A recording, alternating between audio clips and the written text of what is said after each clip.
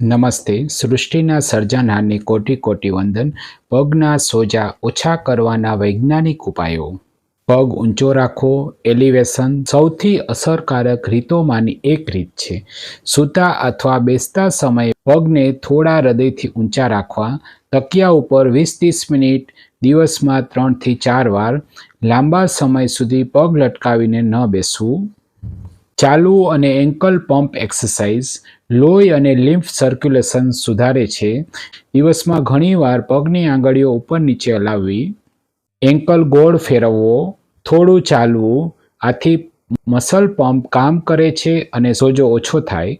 મીઠું ઓછું લેવું. સોલ્ટ રિડક્શન વધારે મીઠું શરીરમાં પાણી અટકાવે છે. પાપડ, ફરસાણ, પેકેટ ફૂડ ઓછા કરવા. પૂરતું પાણી પીવું. યોગ્ય ફૂટવેર ટાઇટ ફૂટવેર ટાળવા. સોફ્ટ અને વ્હાઇટ ફૂટવેર પહેરવા. કમ્પ્રેશન સ્ટ્રોકિંગ જો વેન સંબંધિત સોજો હોય તો મદદરૂપ થઈ શકે. ઠંડો શેક કોલ્ડ પેક જો ઈજા અથવા ગરમાશ સાથે સોજો હોય તો 10 થી 15 મિનિટ કોલ્ડ પેક ઠંડો શેક કરવો. સીધો બરફ ચામડી પર ન મૂકવો. ફિઝિયોથેરાપી ટ્રીટમેન્ટ ફોર ફૂટ સ્વેલિંગ પગના સોજા માટે. એન્કલ પમ્પ એક્સરસાઇઝ લોહી અને લિમ્ફ ફ્લો વધારવા માટે ખૂબ ઉપયોગી. પગ સીધો રાખવો. આંગળીઓ પોતાની તરફ અને પછી આગળ દબાવો. 10 થી 20 રિપીટેશન દિવસમાં ઘણીવાર. કાફ મસલ પમ્પ એક્ટિવેટ કરે છે. ટો મુવમેન્ટ એક્સરસાઇઝ ટો કર્લ અને ટો સ્પ્રેડ સર્ક્યુલેશન સુધારે છે. લેગ એલિવેશન ફિઝિયોથેરાપીમાં બેઝિક અને એવિડન્સ સપોર્ટેડ રીત 20 થી 30 મિનિટ, દિવસમાં 3 થી 4 વાર. પગ હૃદયથી ઉપર રાખવા. વોકિંગ ટ્રેનિંગ લાંબા સમય સુધી બેસી રહેવું સોજો વધારે. Short frequent walks calf activation. Breathing exercise deep breathing lymph ફ્લોમાં મદદ કરી શકે. કાફ મસલ સ્ટ્રેન્થનિંગ જેમ કે heel raise, supported calf raise. શું ટાળવું? લાંબા સમય સુધી પગ નીચે લટકાવીને બેસવું. બહુ ટાઇટ ફૂટવેર. ગરમ પાણીમાં લાંબો સમય પગ.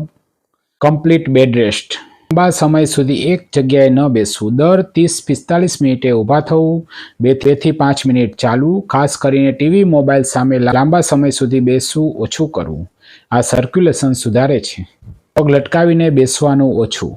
પગ નીચે લટકતો રહે તો ફ્લુઇડ નીચે જમા થઈ શકે. સારો વિકલ્પ સ્ટૂલ ઉપર પગ રાખવો.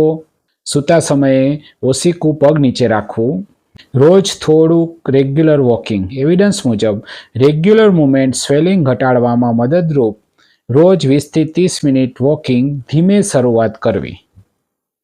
વજન કંટ્રોલ વધારાનું વેઇન ઉપર પ્રેશર વધારે છે. વજન નિયંત્રણ માટે બેલેન્સ ડાયટ, રેગ્યુલર એક્ટિવિટી. મીઠું ઓછું. વધારે સોડિયમ શરીરમાં પાણી અટકાવે.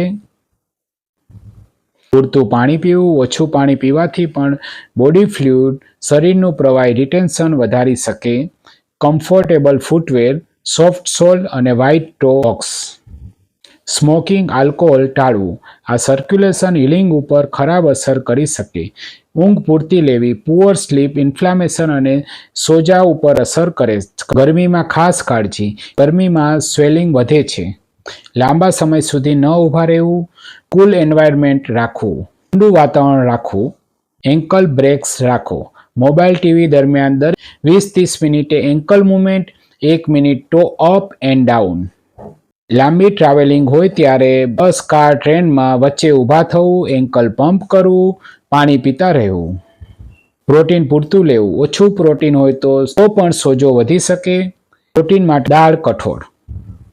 કાફ મસલ્સ એક્ટિવેટ રાખવા. કાફ સેકન્ડ હાર્ટ જેવી મદદ કરે છે.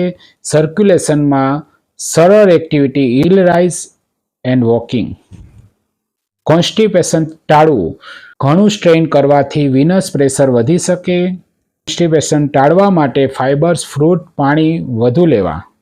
ફૂટવેર અલ્ટરનેટિંગ દિવસભર એક જ ટાઇટ ફૂટવેર ન પહેરવા. ફિઝિયોથેરાપી રિલેટેડ હોમ રૂટીન દિવસમાં 2 થી 3 વાર. Ankle pump 20-20 repetition. Toe curl 10-10 repetition.